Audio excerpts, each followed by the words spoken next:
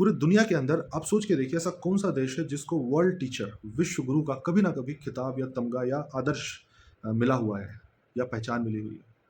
हाँ, वो कौन-सा देश है? वो हमारा भारत देश है।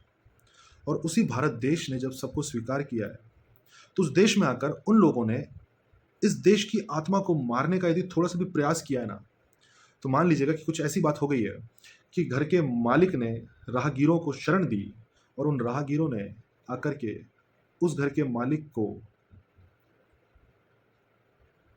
लहूलुहान किया है और उस घर पे कब्ज़ा कर लिया है और उस घर को वो अब अपने तरीके से चलाने की कोशिश कर रहे हैं और उस कोशिश में वो जो घर है, वो जो मंदिर जैसा घर है, वो घर नहीं रहा।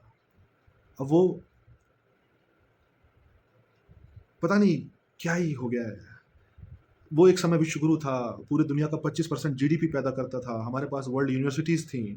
अब Harvard, Oxford, Yale, Singapore university best universities को मिला देना वर्ल्ड की, तो भी जो नॉलेज हमारे पास था ना, वो इतना ज़्यादा था कि आज का यूथ कल्पना नहीं कर सकता।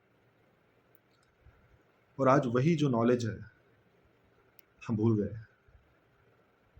आपको नहीं लगता कि भारत कुछ विशेष तरह की धरती है, कुछ विशेष चीज़ों से जो है सुसज्जित है, हमारे पास विविधता है, प्रकृति है और नदियाँ हैं, प्रकृति और यहाँ पे जो फल-फूल, धन-धान्य है।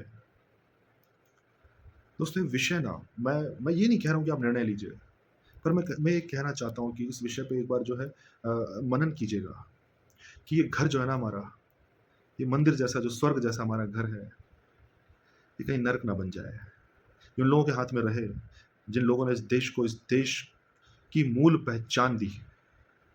उतना महान जो है जिनका चिंतन था, ऋषि मुनियों का चिंतन था, आपका और हमारा जो चिंतन है, स्वीकार्य जो भाव है, विराट जो है ना? वो ना खो जाए।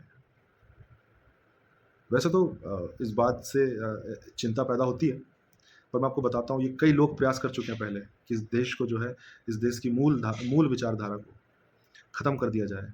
इस देश के अंदर 7 लाख गुरुकुल चलते थे, जहाँ बच्चों को शुरू के 7 साल में इतना ज्ञान, इतना ज़्यादा परिपक्व कर दिया जाता था कि वो जीवन भर स्वज्ञान से चलते थे। और आज भी इस देश के अंदर इतनी ताकत है दोस्तों, इतना नॉलेज है हमारी संस्कृति परंपराओं में, वैदिक परंपराओं में हमारे जो आचार्य परंपरा है, वेदों, शास्त्रों और उसमें योग की जो दृष्टि है, कि यदि पूरी मनुष्यता को ईश्वरत्व